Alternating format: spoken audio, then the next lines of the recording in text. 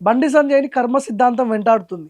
ఎందుకంటే గతంలో కేసీఆర్ చేసినటువంటి పనులకు గూడా సెటైరికల్‌గా ఆయన స్పీచ్‌లుండేయి. మిషన్ భగీరథ కేసీఆర్ తెస్తే ఈయన మిషన్ బండి భగీరథ పేరుతో ఒక మిషన్ పెట్టుకున్నాడు. బచావో బండి భగీరథ అని చెప్పి. కేసీఆర్ తెచ్చినటువంటి పథకాల మీద కూడా సెటైరికల్ డైలాగులేసిండు గతంలో బండి సంజయ్. ఇప్పుడు అందరికి తెలిసిందే బచావో బండి భగీరథ అని చెప్పి ఇక కొన్ని రోజుల నుంచి ఆయనను కాపాడడానికి ఎన్ని ప్రయత్నాలు జరుగుతున్నాయో అందరికీ తెలిసినాయి. సర్వ ప్రయత్నాలు చేసిండు. రేవంత్ రెడ్డితో మాట్లాడి, కేంద్రంలో ఉన్న పెద్దలతో మాట్లాడి, కొడుకుని పోక్సో కేసు నుంచి ఎట్లా బయటపడేయాలి, ఇయన్నీ సర్వ ప్రయత్నాలు చేసిండు.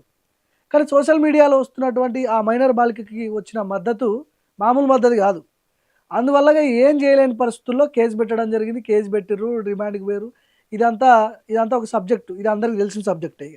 రైట్. ఇప్పుడు ఇదే బండి సంజయ్ గతంలో బీజేపీ అధ్యక్షుడిగా ఉన్నప్పుడు కావచ్చు, బీజేపీలో ఉన్నప్పుడు కావచ్చు, ఆయన కేంద్ర మంత్రి అయిన తర్వాత కావచ్చు, ఇక కేసీఆర్‌ని అనని మాటలు లేవు. మామూలు మాటలు అనలేదు ఆయన. ఫామ్ హౌస్‌కే పరిమితమయిండు. కాపలా కుక్క, ఫామ్ హౌస్ నుంచి బయటికి రాడు. 90 ఏసిండు, మందు తాగుతాడు, పడుకుంటాడు. పొద్దున్న లేస్తే గివే మాటలు. ఇప్పుడు అదే ఫామ్ హౌస్‌కి సంబంధించిన కేసులో నీ కొడుకు జైలుకి పోయినాడు.